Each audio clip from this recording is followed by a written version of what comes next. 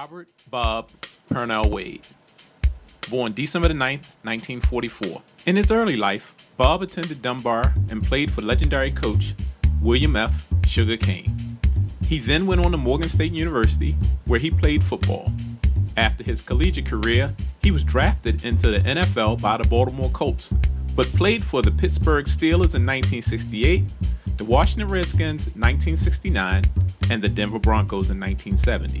Over his tenure at Baltimore's Paul Laurence Dunbar, Wade's team won 91.9% of its games. Bob also served as the head football coach at Dunbar, winning 4 MSA Championships.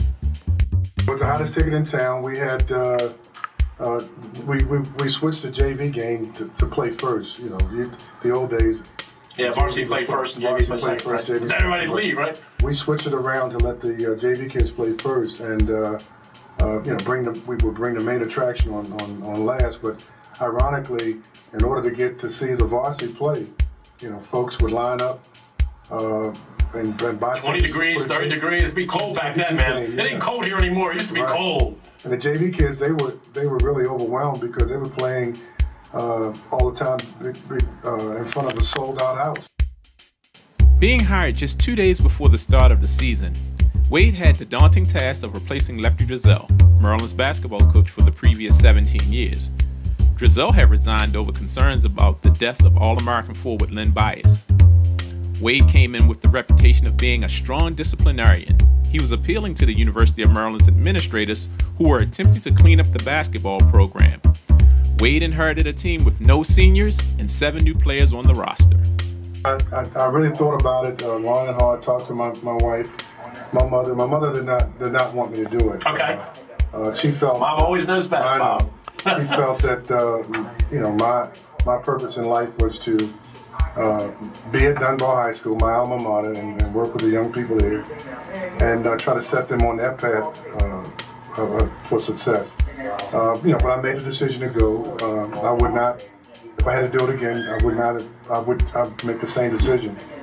Things just didn't work out, but it was a great experience. I learned a lot. You know, met a lot of people. You know, I just thought it was the right time for me to do it, and I did, and do not regret one single moment of it. Bob's first year at the University of Maryland, the Terps suffered what is still their only winless record in the ACC, as part of an overall 9-17 record. But in his second season, Wade quickly rebuilt the program, bringing in top recruits Cedric Lewis, Brian Williams, also known as Bison Dele, and Baltimore product Rudy Archer. The Terps began competing in the ACC, and then they qualified for the NCAA tournament. Due to academic problems, point guard Rudy Archer, and the transfer of players Brian Williams and Steve Hood, the team significantly regressed in the 1988-89 season, losing 20 games, the most in school history.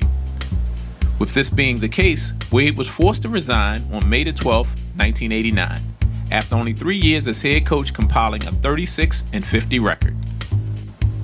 Since leaving the University of Maryland, Wade has continued to serve Baltimore as its Parks and Recreation Superintendent, retiring and then working as the city high school's coordinator of athletics. Bob has settled to watch his son Daryl, who became the head coach of Baltimore City High School, and watch them win championships the same way he did 20 years earlier. Bob Wade, through all of life's ups and downs, has always been a shining example of what it truly means to be Baltimore made.